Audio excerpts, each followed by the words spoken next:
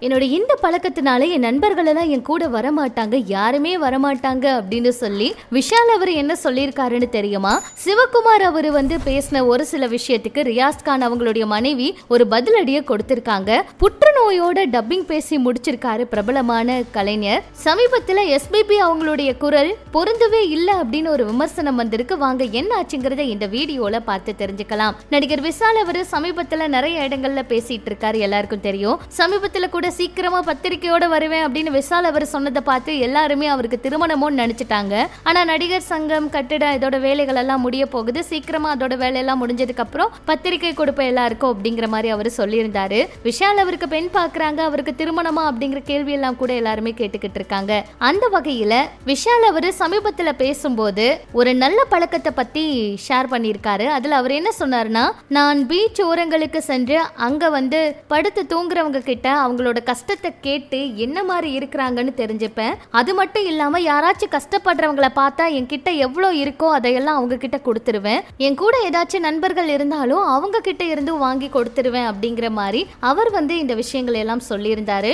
இந்த ஒரு பழக்கத்தால என்னோட நண்பர்கள் என் கூட வரவே பயப்படுவாங்க, தயவு செஞ்சு ஆளை விட்டுருப்பா சாமி அப்படிங்கிற மாதிரி சொல்லுவாங்க அப்படிங்கிற மாதிரி விஷால் அவர் ஷேர் பண்ண விஷயங்கள் சமூக வலைதளத்துல வைரல் ஆயிட்டு இருக்குங்க. இந்த நிலையில சிவகுமார் அவர் சமீபத்துல பேசும்போது ஒரு சில விஷயங்கள் சொல்லியிருந்தாரு. சூர்யா அவர் தான் தமிழ் சினிமாவில் 6 பேக் வச்ச முதல் நடிகர், அவர் வச்சதுக்கு அப்புறம் தான் எல்லாருமே வைக்கிறாங்க அப்படிங்கிற மாதிரி எல்லாம் கூட பேசியிருப்பாரு. இதை பார்த்து நிறைய பேருக்கு ரொம்பவே கோவம் வந்துச்சு, விமர்சனங்களுக்கு கூட ஆளானாங்க. அதுல இதை பத்தி பேசும்போது விஷால் அவர் முன்னாடி பேசும்போதே முதல்ல தனுஷ் அவர் தான் பொல்லாதவன் படத்துல 6 பேக் வச்சிருந்தாரு, அதுக்கப்புறம் நான் வச்சிருந்தேன், அதுக்கப்புறம் சூர்யா அவர் வச்சிருந்தாருன்னு சொன்னாங்க. வின்னர் படத்துல கட்டதுரையா நடிச்சிருந்த நடிகர் ரியாஸ் கான் அவங்களுடைய மனைவி இப்ப சிவகுமார் அவருடைய பேச்சுக்கு பதிலடி கொடுக்கிற வகையில ரியாஸ் கான் அவருடைய 6 பேக்கோட இருக்கிற ஒரு புகைப்படத்தை பதிவிட்டு கட்டதுரை கேட்கல அப்படின்னு சொல்ற மாதிரி ஒரு மீம் போட்டிருக்காங்க.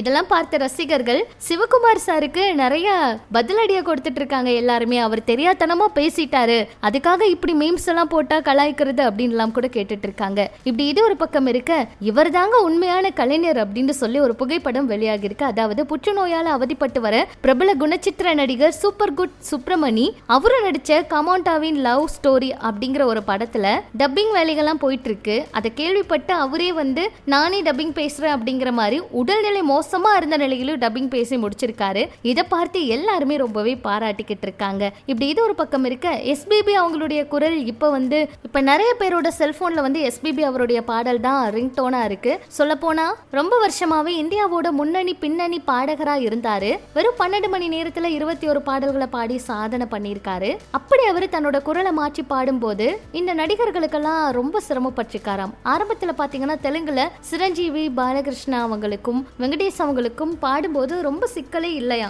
ராஜபாபு, அள்ளி ராமலிங்கையா இவங்களுக்கெல்லாம் பாடும்போது பாட முயற்சி பண்ணியிருக்காரு. அப்பெல்லாம் நிறைய சிரமப்பட்டிருக்காராம். ஒரு சிலர் சரியா மேட்ச் இல்ல அப்படின்னு சொல்லியிருக்காங்க, ஆனா ஒரு சிலர் சரியான மேட்ச் அப்படின்னு சொல்லியிருக்காங்க. இருந்தாலும் குரலை மாற்றி பாட ரொம்ப கஷ்டப்பட்டிருக்காராம். ஆனாலும் நிறைய விமர்சனம் வந்ததுனால அப்ப எஸ்பிபி அவர் ரொம்ப வருத்தப்பட்டிருக்கிறதா ஒரு சில தகவல்கள் வெளியாகி இருக்கு. இதெல்லாம் பற்றி உங்களோட கருத்துக்களை சொல்லுங்க. இன்னும் இது போல சினிமா தகவலை தெரிஞ்சுக்க நம்ம சேனல் கூட இணைஞ்சிருங்க.